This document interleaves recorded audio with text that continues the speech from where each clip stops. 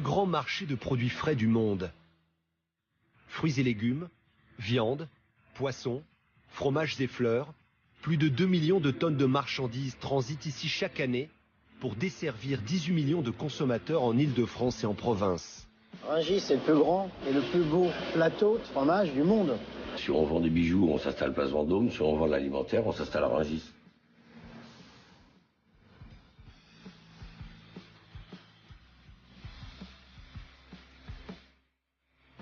Rungis, un marché de gros destiné aux professionnels, où se fournissent les commerçants et les restaurateurs. Faites-moi la place là, parce qu'on doit décharger le camion, les gars. C'est physique quand même, faut décharger, recharger. On se muscle comme ça. Jour et nuit, 11 000 salariés s'activent dans un rythme frénétique. Pendant 4 mois, nous avons suivi ces passionnés du marché. Ils nous ont dévoilé leur savoir-faire. Il y a certaines personnes qui vont dire que c'est trop grand, parce que tout le monde est d'origine, moi toute l'année. Mais autrement, à manger, c'est super bon. Ils nous ont fait pénétrer dans ce monde à part, où l'on négocie dur et où le franc-parler est légion. Fais un petit prix pour moi. 2,60. Ah, C'est pas cher. c'est un acteur. C'est Alain Delon là-bas.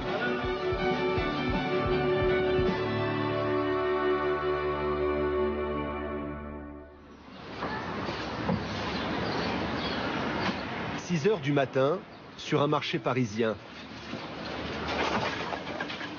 Jackie installe son étal de poissons et il faut que ça file droit. Déblayez-moi les couverts à toute vitesse, enlevez-moi tout ça à toute vitesse là. On va pas la mettre là, on va peut-être pas la mettre là, on va voir. On va voir, posez-la là pour l'instant. Mets-moi ça derrière la place à la préparation. Poissons, mais aussi fruits et légumes, fromage. Ici, comme dans la majorité des marchés en Île-de-France, les produits viennent tous du même endroit, du marché de Rungis. Et c'est à la Marée que Jackie a acheté ses poissons. La Marée, c'est le premier pavillon qui ouvre ses portes à 2 heures du matin. 50 grossistes s'y affairent chaque année pour vendre 145 000 tonnes de poissons. Et Jackie connaît toutes les espèces par cœur. On n'en voit plus beaucoup, ça c'est de l'hirondelle là. C'est un très beau poisson, hein. Et c'est pêché à la ligne. Il y a l'hameçon et tout. C'est magnifique, c'est un reflet qui est, je dirais, de l'inox. Et en matière de fraîcheur, Jackie est intraitable. Ça c'est du poisson de 3-4 jours. Autant d'arguments pour négocier les prix, la spécialité de Jackie. Et il vaut mieux, car la Marée est le secteur à Rungis où l'on marchande le plus. 2,40, tu me mets ma croix, 2,40. Combien tu peux me mettre 1,40, 3 balles. Non, 3 balles, on les vend bien. C'est l'article que je vends bien, sans problème. Mets-moi 2,50. 2,60, c'est bon. C'est pas cher. Combien tu me mets 29. Non, mais moi, pas Non, j'en ai besoin. Oh, fais-moi pas chier. C'est ma première semaine, je veux pas promettre de l'oseille. Combien t'as vendu tes rougets, là? Et on 8 balles, et c'est pas beau. Bonjour. Cette nuit, les négociations s'avèrent difficiles. Giovanni, le fils de Jackie, vient lui prêter main forte. Tu me pousses au bordel, le vieux, là. Dis-moi. Mais non, mais arrête. Reste raisonnable, reste raisonnable. Ensemble, ils sont réputés pour être les négociateurs les plus redoutables du marché. Mais pas seulement. Dis-moi, Renaud, on peut les choisir? Non. C'est vendu. Fais-moi pas chier. Non. Hors de question. Non, je t'ai dit. Bon, t'as pris un coup de soleil, Jackie, aujourd'hui. Oui, j'ai pris un coup de soleil. Il a soigné des cheveux. Oh là. Choisis les plus belles. Oui. Je vais flinguer. Je vais flinguer, là. Si Renaud est si énervé, c'est parce que la coutume à Rungis, c'est d'acheter les caisses entières, sans les dépareiller. Ils sont écœurés parce que je les ai triés une par une, ils sont tous écœurés. On a 3 kilos. Renaud, les moyens, là, le bar moyen, là. Je vais pas être désagréable, je trouve que c'est désagréable. Renaud. Non, 23, non. Faut qu'ils mettent 20 balles. Non, tu n'auras pas 20 On peut les mettre de temps en temps, une fois de temps en temps, tu peux me faire plaisir quand même. J'arrête pas de t'aider. T'arrêtes pas de m'aider. J'ai pas un mouchoir, j'ai pas un mouchoir là parce qu'il va pleurer. m'aide. Là. Il va pleurer. C'est un acteur. C'est Alain Delon là-bas. Arrête ton cinéma. Négociation terminée. C'est ça, Rungis. On peut marchander dur, mais on ne se quitte jamais fâché. Allez donc, ça baisse pas le poisson, ça baisse pas. Et si les négociations sont si tendues, c'est justement parce que les prix se sont envolés depuis 10 ans. En cause, l'inflation certes, mais aussi la raréfaction du poisson due à la surpêche. Il y a 10 ans à Rungis, on vendait chaque jour 350 tonnes de produits de la mer. Aujourd'hui, il n'y en a plus que 80. Le poisson est devenu un produit rare et la pêche française est synonyme de luxe, comme ce merlan breton, 18 € le kilo. Quand c'était en France, ça valait 5 francs. Pour que ça soit marchand, il faudrait qu'on les paye 7 €. Que là, vous vous rendez compte? La petite mamie qui va faire son marché, on lui a déjà piqué sur sa retraite des impôts supplémentaires. Elle peut plus se payer un merlan comme ça. Il est 5 h du matin. Dans 1 heure, Jackie quittera la marée pour aller vendre ses poissons sur le marché. Au même moment, les livraisons de marchandises affluent à Rungis. Mais il n'y a pas que des camions. Pour accueillir encore plus de produits, Rungis s'est fait construire sa propre gare. Chaque jour, 2 trains en provenance de Perpignan acheminent 2000 tonnes de fruits et légumes. Et le responsable du déchargement, c'est Ali. Il y a toujours la petite montée d'adrénaline, parce que le moindre écart au niveau horaire, eh bien, on sait qu'il y a toute une réorganisation à refaire derrière. Donc quand on l'a à l'heure, alors là c'est vraiment un plaisir, puisqu'on sait qu'on va travailler dans les délais. Parce qu'aujourd'hui, il faut livrer de plus en plus tôt sur le marché. Vous avez les premiers clients entre 3 et 4 heures du matin. Donc il faut aller vite. Là c'est du poivron qui va passer également, poivron corne de bœuf. Là de l'oignon. Brocoli, de l'avocat, de la pêche. C'est vraiment une grande variété de fruits et légumes. Ces livraisons par le train sont un bienfait écologique, car elles remplacent chaque semaine 70 camions sur la route. Le rail achemine près de la moitié des fruits et légumes vendus à Rungis. Et ce n'est pas rien, car les fruits et légumes, c'est la plus grosse activité du marché. Elle mobilise 10 pavillons. Chaque année, 1 million de tonnes passent par les mains de 300 grossistes. Frédéric est l'un d'eux. Tous les matins, il commence sa journée par un petit rituel. Il salue tous ses collègues. Ça va, chérie? Et comme tous les jours, Marco, il doit vendre 1 tonne de fruits et légumes. ça va? Et à Rungis, ils viennent de France, mais aussi du monde entier. Là, on a toute la partie fruits rouges. Là, en l'occurrence, c'est la Mara des Bois. Ça vient de Bretagne. On est en pleine production de Mara des Bois à Bretagne actuellement. Qu'est-ce que c'est? Siffleurette. C'est très bon. La particularité de la siffleurette, c'est qu'elle est très parfumée. Par rapport à une gariguette qui va être un peu plus acidulée. Elle vient d'où? Carpentras. Enfin, Aubignan, exactement. Donc on valorise les produits de la maison. Hein. Et après, on a tout le petit fruit rouge. Donc là, on a la framboise. Celle-ci, elle vient de Hollande. Après, on a une framboise en barquette fermée, comme celle-ci qui vient d'Espagne. Et après, on va recevoir des framboises de Toulamine, variété Toulamine, qui viennent de françaises. Et après, on a toute la gamme de petits fruits rouges avec les myrtilles, les mûres, les groseilles blanches. Puis on va recevoir encore d'autres marchandises tout à l'heure en mûres et en groseilles d'Hollande. On spécialise des petits fruits rouges toute l'année, ça veut dire que ça peut pas venir de France Non. Après, on fait en fonction des hémisphères, en fonction des saisons, en fonction des lieux.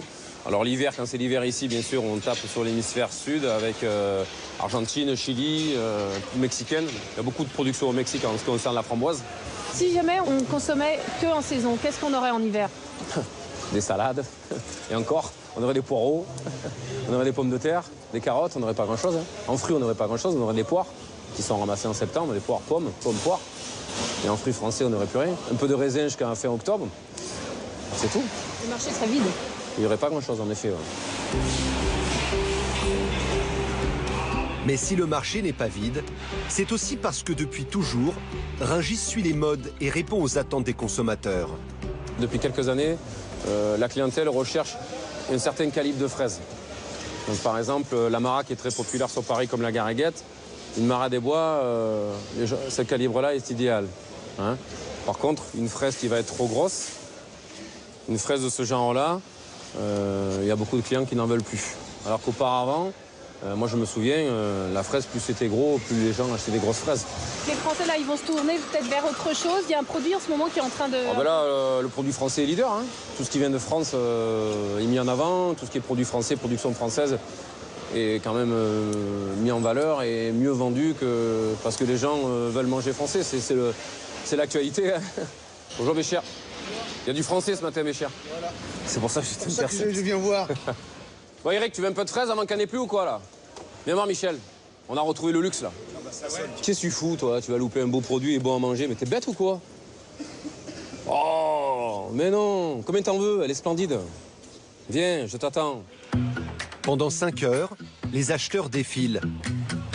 Restaurateurs de luxe, pâtissiers de quartier, détaillants de province ou vendeurs sur les marchés, Rungis satisfait tout type de clientèle. Mais en toute fin de marché, des clients particuliers arrivent. À Rungis, on les appelle les casseurs. Ils viennent négocier dur pour acheter à bas prix les fruits et légumes qui n'ont pas été vendus. Il y a quelque chose de 0,50 ? Ah oui.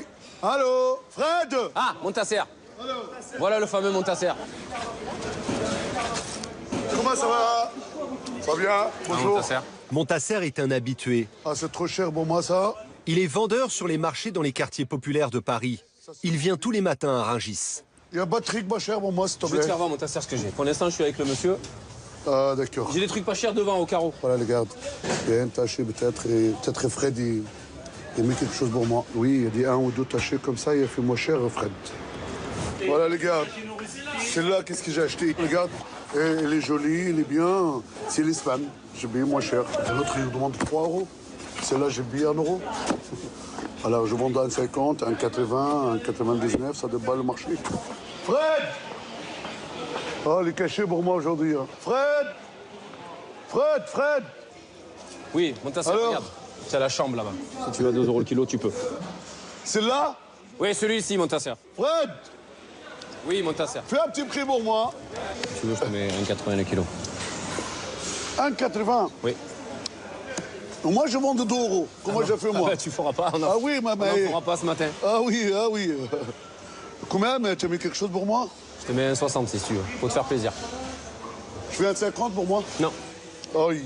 Non, là on n'ira pas. Allez dire Fred aujourd'hui. Tu seras pas d'accord, Montasser. Mais Montasser abat sa dernière carte. 66 colis, ça va? C'est bon, Montasser. Ok, merci. Devant une telle quantité commandée, Frédéric a cédé. Il laisse ses cerises à 1,50 € le kilo. Si à Rungis on brade les produits invendus, c'est aussi ici que l'on sauvegarde les produits traditionnels. Au pavillon des fromages, le gardien du temple, c'est Yves. Depuis 40 ans, il milite contre la standardisation des fromages fabriqués au lait pasteurisé. Ici, c'est un petit magasin dans un grand magasin. On travaille à 15 personnes et on vend uniquement, pratiquement uniquement, sauf qu'on ne peut plus faire autrement, du lait cru. Et principalement, l'objectif, c'est d'avoir du lait cru fermier pour maîtriser toute la chaîne de l'alimentation de la bête, la conduite, le terroir, enfin tout, et la fabrication pour que ce soit la même personne qui fasse tout. Tous les jours, Yves reçoit des fromages de petits producteurs de toute la France. Et avant de les vendre, Yves les bichonne dans sa cave d'affinage. Chaque matin, il descend les goûter pour suivre leur évolution. Donc voilà, là on arrive dans les coulisses, dans nos caves. Aujourd'hui, l'inspection commence par un comté, vieux de 24 mois. On n'est pas sur un comté d'intellectuels où il faut aller chercher des arômes particuliers. On est sur des arômes simples qui sont très intéressants. Donc voilà, une belle pâte jaune. Il est très bon. Deuxième dégustation, un comté très rare, affiné pendant 48 mois. On va l'ouvrir. Ils sont très fragiles. Hein. C'est des pièces de collection. On en a très peu dans l'année. Hein. C'est vraiment...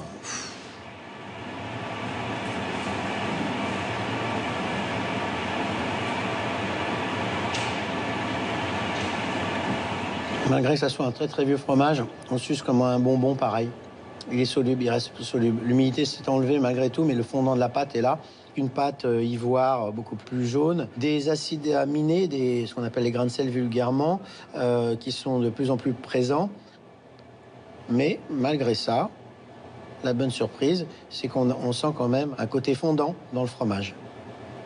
Les gens qui ont fabriqué ça, ils ont du mérite, quoi. Hein. On a des hommes qui ont suivi ces fromages pendant près de 3 ans pour arriver à nous les emmener dans l'assiette de nos clients. Donc c'est vrai qu'il y a une certaine émotion, c'est un fromage qu'on ne goûte pas tous les jours.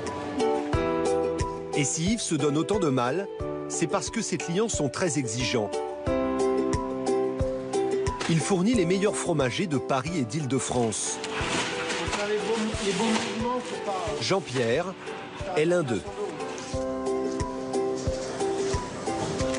Quel temps il a fait au mois d'août? Au mois d'août dernier, c'était pluvieux. En 2012? Ouais. Pas l'année dernière, l'année d'avant. Ah, là, je... Faut avoir de la mémoire, un fromage.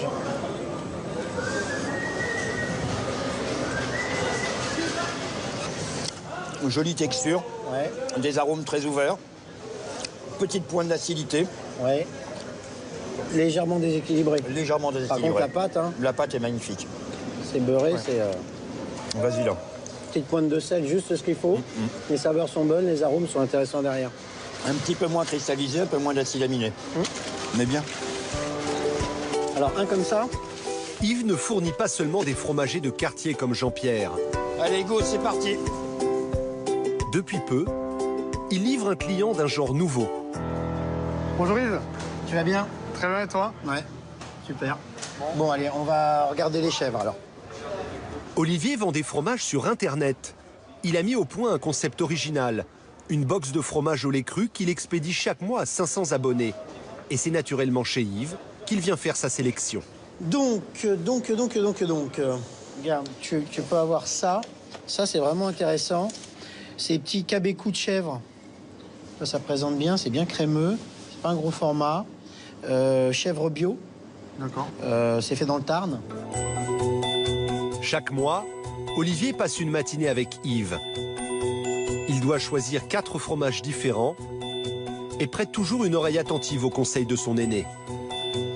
Depuis plus d'une vingtaine d'années que je fais ce métier-là, je travaillais avec la petite distribution, la moyenne distribution, la grande distribution. On a tout arrêté parce qu'on parle français, il parle chinois, on n'arrive pas à se comprendre. Mais là, on a trouvé un interlocuteur qui comprend tout à fait, qui s'est adapté aussi à ce que nous, on veut faire passer aussi comme message. Et le message qu'Yves veut faire passer, c'est respecter les saisons, parce que les fromages sont meilleurs et produits en abondance. Un moment où Yves a beaucoup de stock à écouler. Idéal pour Olivier, qui recherche à la fois la qualité et la quantité. Chaque mois, il a besoin de 400 kilos de fromage. Entre le fromager de Rungis et le fromager d'Internet, c'est un échange gagnant-gagnant. Il est très typé, on sent vraiment le lait de brebis. C'est un fromage très original. Donc c'est très rare qu'on fasse des tomates de brebis comme ça, de ce type. C'est aussi important pour éduquer un peu les clients. Donc ça peut être quelque chose qui fait vraiment du sens dans notre logique. Moi j'aime beaucoup. Hein. Bon, là, en ce moment, il y en a, donc on est dans la bonne période. Donc là, on ne se pose pas la question. Là, c'est OK, c'est validé. Le lendemain, Olivier vient récupérer sa commande. Là, c'est parti. On est parti pour la découpe. Rien ne le prédestinait à vendre des fromages. Il avait choisi une toute autre voie. Donc quand j'ai fait mon école de commerce, c'est vrai qu'on est tous prédisposés à faire des métiers, soit dans le marketing, soit dans la finance. Et c'est vrai que je ne m'imaginais vraiment pas pouvoir être un jour un vrai fromager qui va récupérer ses produits, qui va les préparer pour des clients. C'est vraiment pas des choses que les professeurs ou même les élèves entre nous, en fait, c'est pas des avenirs qu'on discute entre nous. Aujourd'hui, Olivier doit préparer 480 box avec l'aide de son ami Victor. Voilà, maintenant on change de costume. Terminé, c'est Olivier le fromager. Alors, c'est agréable, on sent bien les arômes remonter. Ça donne envie, je pense que les gens vont se régaler. Alors là, c'est vraiment un travail à la chaîne, puisqu'en fait, on Chaque mini-geste, on le refait 500 fois. Ça fait beaucoup de boulot, c'est crevant, mais au moins, en fait, ça fait du bien également de toucher le produit, de le comprendre, de manipuler. On se sent vraiment fromager. Enfin, on se sent nouveau fromager, voilà. On prend un fromage de chaque. Comme par miracle, ça rentre parfaitement. 2 petits gels réfrigérants. Un système bien hermétique qui garantit la conservation des fromages au lait cru jusqu'à destination. Chaque abonné recevra sa box par la poste dans 48 heures. Prix du colis, 29 €. Depuis sa création en 1969, Rungis a toujours cherché à innover et à être à la pointe des nouvelles tendances, notamment pour séduire les chefs cuisiniers. C'est sur ces étals qu'est née la mode des mini-légumes et des fleurs comestibles que l'on trouve dans de nombreux restaurants. Et c'est à l'écart du marché, au fond de cet entrepôt, que l'on teste les produits qui vont faire mouche auprès des restaurateurs. Celui qui les déniche, c'est Jean-Michel. Et voici sa dernière trouvaille. Ouais, les feuilles d'automne, c'est une feuille de fromage. En fait, on appelle ça la feuille d'automne. Parce que ce sont les couleurs de l'automne et qu'une feuille morte, en général, c'est l'automne. Voilà. Il y a eu à peu près 1 an et demi de travail dessus avant d'arriver à ce résultat. Hein. C'est super fin. Caroline est chef à Paris. Patrick, lui, tient un restaurant dans l'Oise. Ouais, c'est que naturel. Hein. Chaque mois, il s'empresse de venir à Rungis chez Jean-Michel pour découvrir ses nouveaux produits. Mais pas facile de prendre rendez-vous avec lui. Quand il est 2 jours en France, on vient tout de suite. Parce que sinon, après, c'est un peu... L'endroit où je vais en premier, c'est chez Jean-Mi, voir ce qui se passe. C'est une aspiration, c'est... Non, vraiment, c'est le... Ouais, pour moi, c'est le nid. Hein. Faut être ici, l'attendre. Dès que Jean-Michel met la main sur un produit rare, il le ramène automatiquement à son QG, Rungis. Le rôle du marché de Rungis, c'est la distribution, on le respecte. On s'est installé dessus parce que bon, si on vend des bijoux, on s'installe place Vendôme. Si on vend de l'alimentaire, on s'installe à Rungis. C'est une certaine logique, quoi. Sa notoriété, Jean-Michel l'a connu il y a 10 ans grâce à l'invention d'un produit qui a fait fureur dans les restaurants du monde entier, la crème de vinaigre balsamique, qui sert à décorer les assiettes. Jean-Michel en vend 15 000 bouteilles par mois. Et il ne s'arrête jamais.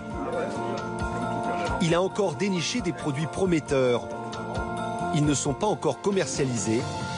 Caroline et Patrick vont les découvrir en exclusivité. Ça, c'est de l'huile d'olive encapsulée. Donc c'est de l'huile d'olive avec des algues. On peut très bien utiliser l'huile d'olive sur un carpaccio. Parce que là, c'est beaucoup plus facile à consommer. Et au niveau présentation, c'est quand même beaucoup plus joli. Très souvent, entre nous, on voit des carpaccios qui sont dans des piscines d'huile d'olive médiocre, alors que là, on a un bon produit qui est capable d'être dosé aussi au niveau diététique. Parce qu'intéressant, c'est en restauration, on le voit bien, ça donne du volume. Et là, avec l'huile, on ne pourrait pas faire ça. En plus, ça rappelle les os de saumon, la couleur de... Si c'est du saumon, ça rappelle les os de poisson, ça peut rappeler... Et l'effet 3D, on peut monter en hauteur. Ouais, là, c'est ludique. Et puis parce que, vous savez, il y a pas mal d'enfants qui n'aiment pas l'huile d'olive. Mais quand on la présente comme ça passe tout seul. Moi, c'est ça que j'aime aussi chez Jean-Michel, c'est son côté, c'est un vrai gamin. Hein. Il a que lui pour découvrir des trucs comme ça. C'est des trucs de gamin, ça.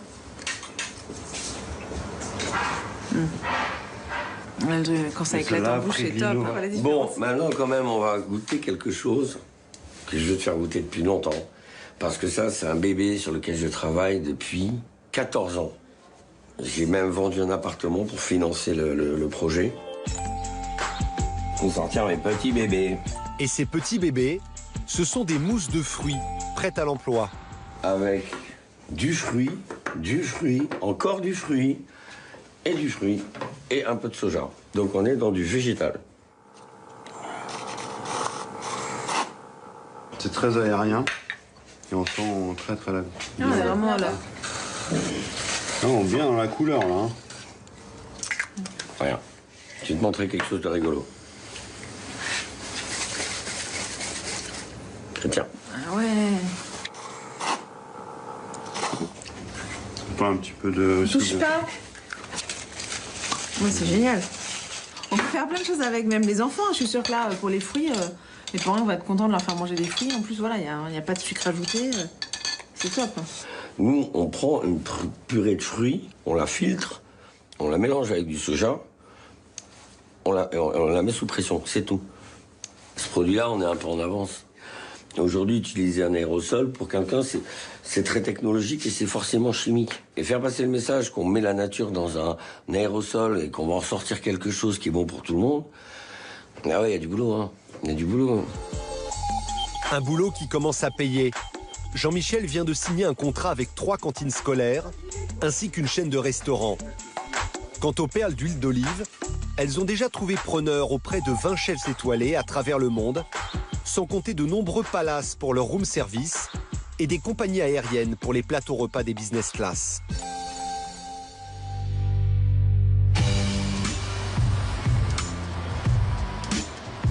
Pendant ce temps-là, sur le marché, certains fruits sont mis de côté. Des fruits qui ont droit à un traitement de faveur avant d'être mis en vente. Faites-moi la place là parce qu'on doit décharger le camion les gars. Allez, merci. On va descendre directement. Hein. Et que José attend tous les matins avec impatience. Des bananes. Voilà. Les bananes, vous voyez, elles arrivent. Elles sont toutes vertes, elles sont très dures. Voilà, elles sont saines. Il faut qu'on regarde le produit avant de lancer le processus de mûrissement. En effet, les bananes poussent sous les tropiques et sont exportées encore vertes pour ne pas pourrir pendant le transport. Pour les rendre consommables, il faut donc les faire mûrir. La recette, les entreposer pendant 3 jours dans des chambres ventilées à 18 degrés. Mais ce n'est pas tout. On va mettre de l'éthylène dans la chambre. L'éthylène est un gaz inodore et sans danger du tout qui permet de faire la réaction chimique pour que la banane prenne la couleur jaune. C'est l'amidon qui se transforme en sucre et ensuite, en la laissant 4-5 jours supplémentaires, elle va mûrir à l'intérieur et elle sera jaune et mûre à l'intérieur et elle sera bonne à consommer. Des mûrisseries comme celle de José, il y en a une dizaine à Rungis. Elles s'adaptent à la demande des clients qui doivent pouvoir choisir le stade de maturité des bananes. C'est un peu à la carte. Par exemple, voyez, on a 2, 3, 4, 5, 6. Le numéro correspond à une couleur à peu près. Donc les clients nous disent, voilà, je veux 30 bananes, colo 4. Colo 4, c'est 4, et donc c'est à peu près l'échelle de maturité qu'on a. Voilà. Alors souvent, l'hiver, on vend plus des bananes colo 4 et 5. Et quand il fait chaud, comme actuellement, on vend plus des bananes colo 3. Parce que ça va plus vite à mûrir. Vous voyez, la banane est le seul produit, je dirais, qu'on doit transformer pour le vendre. Déjà, pour vendre des bananes, il faut des investissements importants. Et de plus, eh bien, écoutez, il faut anticiper ses ventes une semaine à l'avance. Il faut prévoir les quantités en amont pour l'approvisionnement et en aval, savoir ce qu'on va vendre. Quand vous faites de la banane, vous y pensez jour et nuit, je dirais. Voilà, c'est un... Vous savez, nous, les mûrisseurs de bananes, c'est notre deuxième femme, c'est les bananes. Ou peut-être c'est la première, je ne sais pas. Ça dépend lesquelles. Voilà. Et cela fait 40 ans que José fait ce métier. Mais il ne se contente pas de faire mûrir ses bananes. Il se charge aussi de les vendre. Voilà, vous avez 3 cartons de bananes à des stades différents de maturité. Voilà. Donc je dirais que là, on a à peu près une maturité 3, 4 et 5 qu'on a vu sur l'échelle. Et quand la maturité est trop avancée, cela intéresse des clients bien connus, les casseurs. Celles-ci sont très mûres, c'est à la limite du hors-jeu pour moi. Mais vous les vendez? Oui, je les vends quand même. Ça, pour vendre aujourd'hui, ça va. Ils l'achètent ce matin et ils vendent dans la journée. C'est moins cher? Un peu moins cher, oui. Denis cède ses bananes à 80 centimes le kilo au lieu d'1 euro. Une occasion que ne veut pas laisser passer la star des casseurs. Hey, Denis! Comme tous les matins, Montasser cherche à faire des affaires. Celle-là, elle était moins chère parce qu'il ne restait pas beaucoup. Au maximum 1 ou 2 jours. Celle-là, avec les chaleurs, il ne restait pas beaucoup. C'est pour ça qu'ils vendent moins cher aujourd'hui. Je vais voir, peut-être que je prends une vingtaine, comme ça. Toi, après, je vais chercher une autre palette en bas. Il y a la même chose si tu veux. OK. Ça marche? OK. Marche. Une fois de plus, Montasser a réussi à casser les prix. Il a obtenu 60 centimes le kilo de bananes.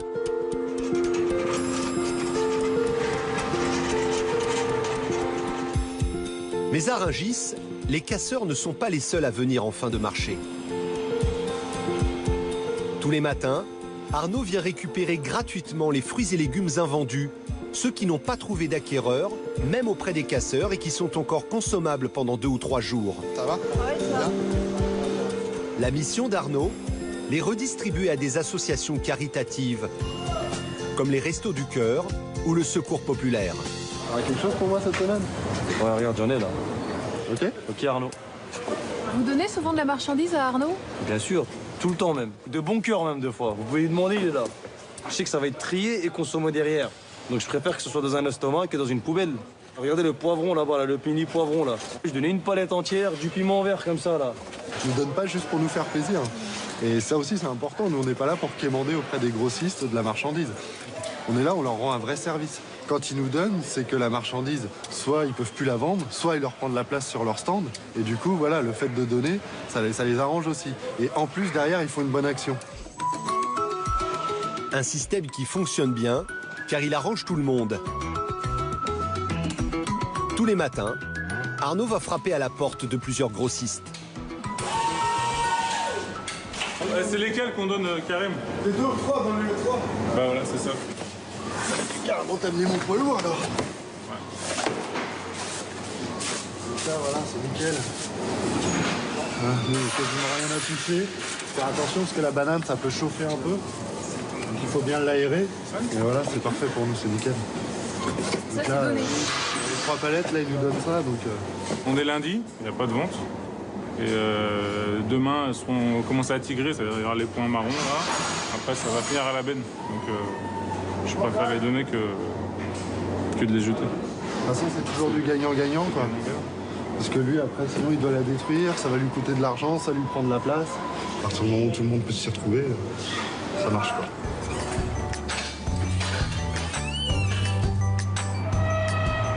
En effet, à Rungis, jeter de la nourriture a un coût. Les grossistes doivent payer une taxe de destruction qui s'élève à 50 € la tonne. Mais avant de distribuer ces fruits et légumes aux associations caritatives, il faut les trier minutieusement car ils ont des défauts. Notre travail, ça va être de reprendre produit par produit, de tout trier manuellement pour voir ce qui peut être encore redistribué ou ce qui peut définitivement pas être distribué et jeté. Donc voilà, on a reçu de la mangue, en ce moment on reçoit beaucoup de mangue. Donc on va voir que sur un colis, vous en avez qui sont quand même bien marqués, déjà trop mûrs. Puis à côté de ça, on en voit encore qui peut parfaitement être distribué. Donc il va falloir tout reprendre un par un. Là, on a un petit peu de salade, donc de la petite salade qui a été triée. On voit que le produit, une fois qu'il est trié, voilà, il est parfaitement consommable. Il faut imaginer qu'il y avait quelques feuilles qui étaient un petit peu plus flappy sur le dessus, donc on a enlevé toutes les feuilles et du coup, au final, on a un produit qui est pas mal. L'abricot, une fois qu'il est trié, ça reste pas mal. Le problème, c'est que voilà, il va être un petit peu branché, c'est-à-dire qu'il va y avoir quelques marques dessus. Mais en fait, l'abricot, il est encore ferme. Alors, on est aussi content de distribuer des produits comme ça, qui sont assez chers, et voilà, qu'on va pouvoir distribuer au réseau d'aide alimentaire. Ils vont avoir leurs abricots demain matin sur leurs étals. Et ça, voilà, c'est sympa, quoi. Ce sont des travailleurs en insertion qui se chargent du tri, sous l'œil attentif d'Arnaud. C'est un peu trop mou, si c'est trop marquette, n'hésite pas à jeter parce que sinon, on va pas nous les garder. Ça, c'est nickel. Tu vois, il y en a qui ne s'en donnent pas. Et ça, c'est parfait. C'est ce que tu as trié, ça? Oui. Ça, c'est nickel. Oui, c'est bon. Très bien. Ok, ça marche. Les gens qui travaillent sur le chantier d'insertion, on les forme au métier de la logistique, préparateur de commandes, chauffeur-livreur, manutentionnaire polyvalent. C'est des métiers qui sont recherchés aussi sur le marché de Rungis. Donc on peut aussi former des gens pour derrière qu'ils puissent continuer leur carrière sur Rungis. Donc voilà. Voilà, comme ceci, pas beaucoup de tâches, mais et au niveau de texture aussi, c'est un peu ferme. Celle-là aussi, elle est très belle. On peut garder encore 2 jours. Il faut imaginer que tout ça, ça aurait dû partir à la poubelle, quoi. Pour vous donner une idée de volume, sur l'année 2013, on a valorisé 330 tonnes de fruits et légumes. C'est 330 tonnes qui ont été redistribuées auprès des associations d'aide alimentaire et qui auraient dû partir à la poubelle si le chantier d'insertion ne l'avait pas trié. 330 tonnes, c'est une goutte d'eau comparée aux 80 000 tonnes de fruits et légumes jetés chaque année, alors qu'ils sont encore consommables. mais c'est autant de gaspillage évité. Une initiative que Rungis souhaite développer à l'avenir pour d'autres produits, comme le poisson. À 30 km au sud de Rungis, Mandres-les-Roses dans le Val-de-Marne. Une commune qui porte bien son nom car il y a 20 ans ici, 200 exploitants cultivaient des roses qu'ils vendaient ensuite à Rungis. Aujourd'hui, en raison des coûts de production trop élevés, il ne reste plus que 2 producteurs, dont Philippe. Sa spécialité, les variétés anciennes et parfumées. On récolte tous les jours, au niveau des rosiers. Sinon, après, la rose serait un peu trop épanouie pour la commercialiser sur Rungis. Donc, il faut avoir l'œil.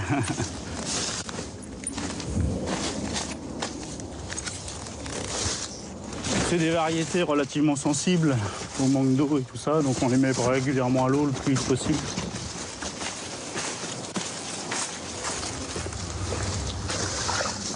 Et après la coupe, c'est Karine, la femme de Philippe, qui prend le relais. On trie par variété. Donc maintenant, je les mets tête à tête pour former une botte de 10. Mais il faut que ça soit régulier. Et en même temps, je regarde s'il n'y en a pas une de cognée, une d'esquintée, ou qui soit mangée par du trips, une bestiole qui nous mange bien le cœur de la rose. Quand je bottelle, je sais ce que j'ai bottelé, en fin de compte, je sais la qualité que j'ai mis. Et je les ai toutes regardées une par une. Donc je sais que normalement, elles ne doivent pas avoir de défaut. Un travail minutieux et harassant. Car la journée, Karine s'occupe des roses sur son exploitation. Et la nuit, elle les vend à Rungis. J'essaie de gérer mon sommeil en fonction des jours. Alors, il y a des jours où je dors 1 heure et parfois je dors 3-4 heures. Quand c'est la fête des mères, là, on dort 1 heure par jour. Et encore, hein, il est arrivé de faire 48 heures sans dormir. Mais bon, c'est une question d'habitude. C'est une question d'habitude. Moi, ça me gêne pas. Je m'endors facilement, je récupère facilement. Donc, c'est pas gênant. Vous n'êtes pas fatigué? En fin de saison aussi. Ça se ressent.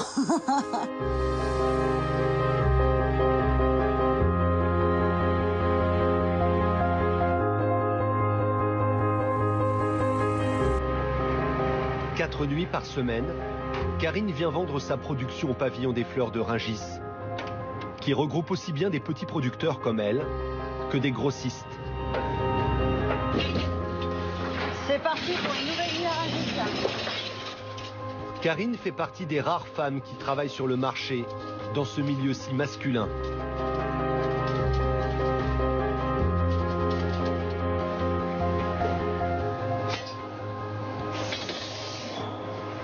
C'est physique quand même. Il faut décharger, recharger, on manipule des seaux, il y a du poids. Bon, on se muscle comme ça. Karine ne gagne que le SMIC, tant les coûts de production de ses roses sont élevés. C'est pour cette raison que les producteurs de fleurs en Île-de-France ont cessé leur activité et ont déserté Rungis. Il y a 10 ans, ils étaient encore 50 sur le marché. Aujourd'hui, ils ne sont plus que 10, perdus au milieu des autres grossistes. Karine parvient malgré tout à résister, car elle mise sur l'excellence, avec ses roses aux multiples parfums et de toutes les couleurs. Alors, dans les variétés, vous avez de la Grusse, Mamie Blue, la Piaget en rose pâle, la O'Hara, Chartreuse de Parme, font partie des plus parfumées, et Papa Meillan, qui elle, c'est extra au niveau parfum. Les clients de Karine sont exigeants. Ce sont des spécialistes de l'art floral et des fleuristes haut de gamme. Ils ne veulent que de la fleur française. C'est une merveille, hein. Vous avez vraiment des fleurs qui sont produites, voilà, c'est pas poussé à la lumière artificielle, à la chaleur artificielle. Donc au moins vous avez des belles choses. Voilà, le parfum des roses c'est important et de plus en plus on a des personnes qui sont sensibles à ça. Puis dès lors que vous annoncez que ça vient de Paris, nous maintenant on en est arrivé à mettre des étiquettes en mettant la commune, le nombre de kilomètres qui nous séparent de ces productions-là. Bon, ben, on a énormément de personnes qui vont sur ce genre de produit.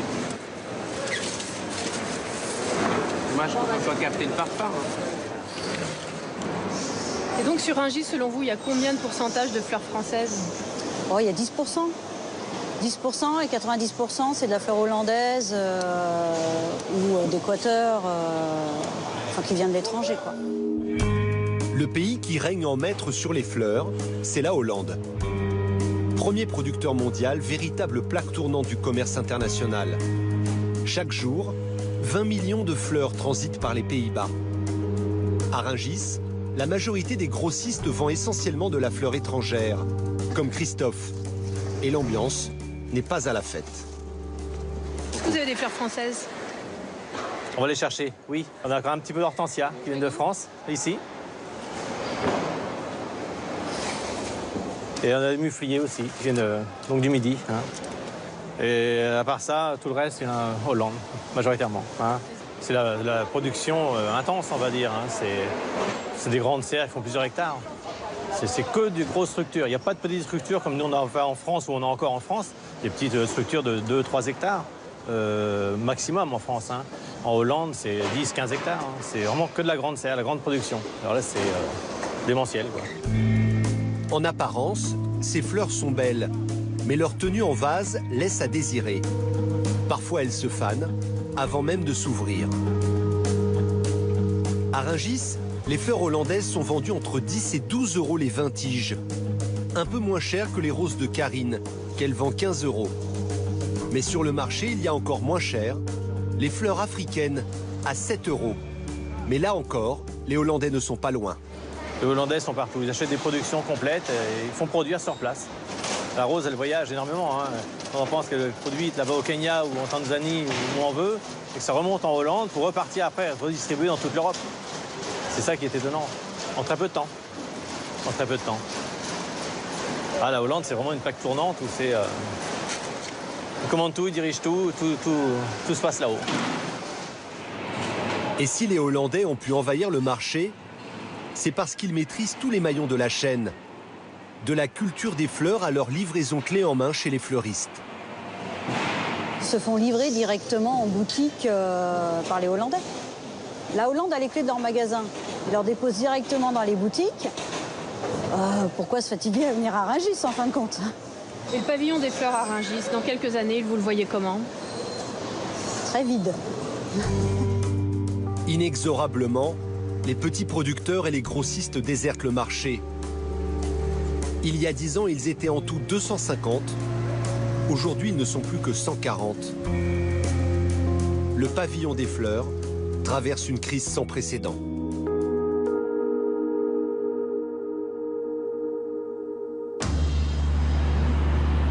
Mais Rungis, c'est aussi renaître de ses cendres. Le pavillon des viandes a connu une longue traversée du désert suite à la crise de la vache folle, puis celle de la fièvre afteuse. Et pourtant, il s'en est sorti. Son salut, misé sur la traçabilité. Aujourd'hui, c'est à Rungis que l'on trouve la viande la plus sûre, la plus tracée. Et tout commence lorsque les carcasses arrivent. Elles viennent de France, mais aussi d'Europe. Dès qu'on vend quelque chose, ça part derrière à la coupe et on remonte les autres, ainsi de suite. Ça fait un cercle. Contrairement aux autres produits vendus à Rungis, comme les fruits et légumes ou le poisson, la viande nécessite une longue préparation avant d'être emportée par les acheteurs. Je lève les épaules sur les agneaux. Et ensuite, après, je coupe ça en entrecôte ou en demi.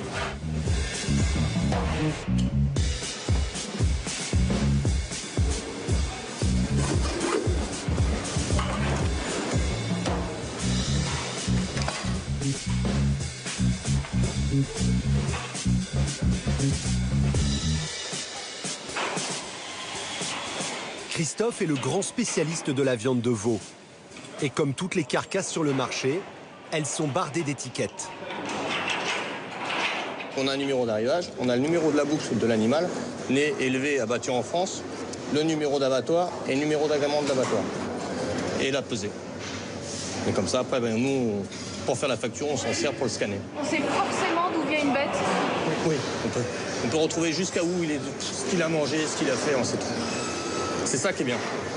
Le moindre morceau, même si on vend la moitié d'un veau, comme on reprend à chaque fois son numéro, on sait exactement d'où il vient et où il est parti. Si les clients sont exigeants sur la traçabilité, ils le sont aussi pour la qualité. Louis vient ici toutes les nuits acheter du veau pour l'un des meilleurs bouchers de Paris. C'est bien clair en plus. Ouais. Ça va un petit dos là. Ok, ça marche. Qu'est-ce que vous regardez, monsieur, comme ça? Son état d'engraissement, sa couleur. Ça va être un bon petit veau, ça. Un veau de lait, avec un peu grassouillé.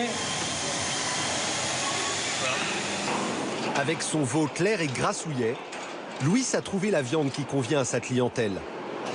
Viande grasse ou viande maigre, les grossistes de Rungis se doivent de proposer les deux pour convenir à tous les types de clients. Sur le marché, Olivier est l'un des spécialistes du bœuf.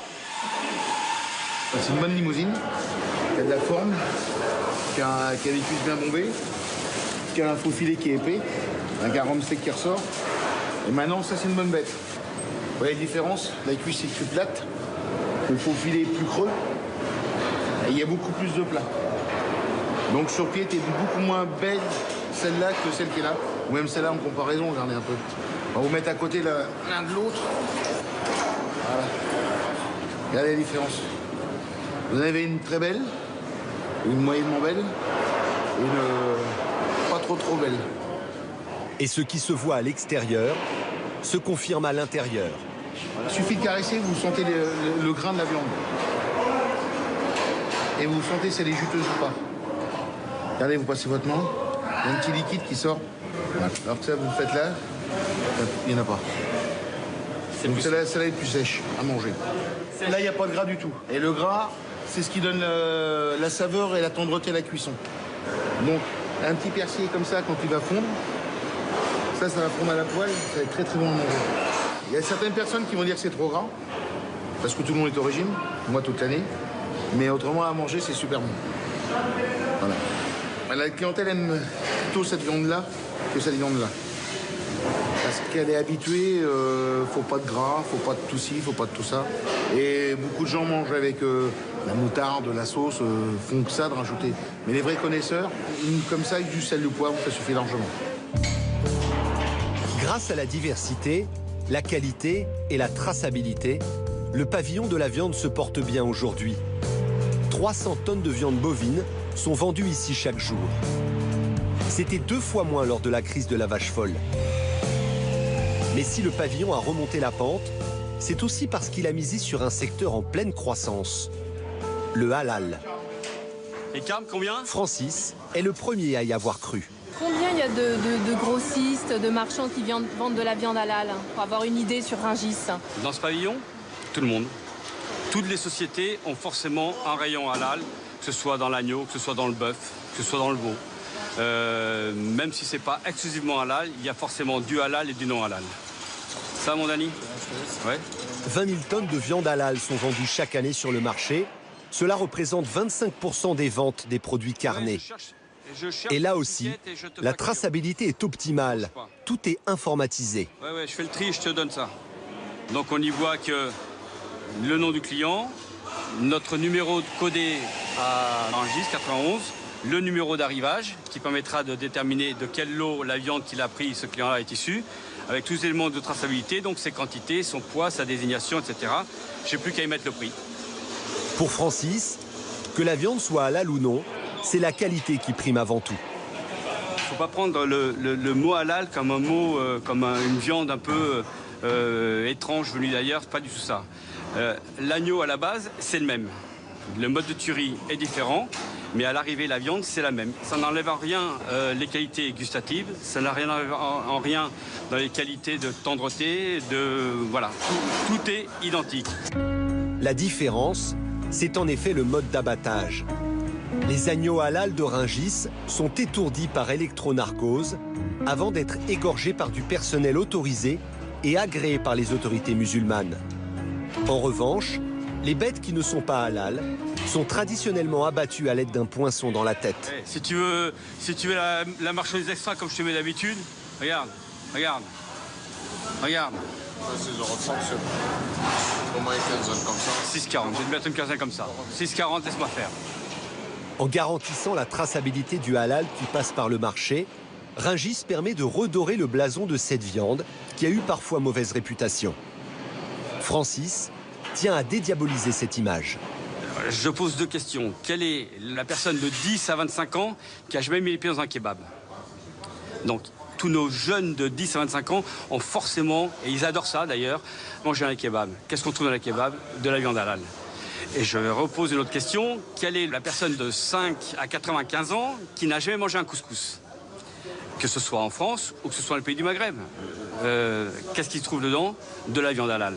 Alors pourquoi ces personnes-là qui mangent de la viande halal à des occasions où ils font la démarche, parce que ça leur fait plaisir d'aller manger de la viande halal, pourquoi ces gens-là trouveraient quelques problèmes que ce soit à aller l'acheter chez Pierre, Paul ou Jacques ou chez Ahmed ou Abdel? Voilà, c'est aussi bête que ça.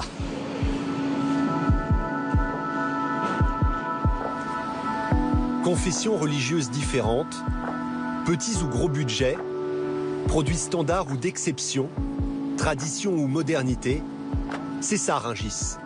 Un marché où l'on vend de tout, pour tout le monde.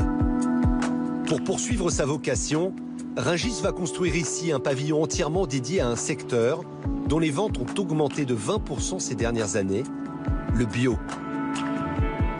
Jusqu'à présent, les produits bio étaient dispersés dans tous les pavillons, mais d'ici un an, ils seront rassemblés pour attirer encore plus de clients.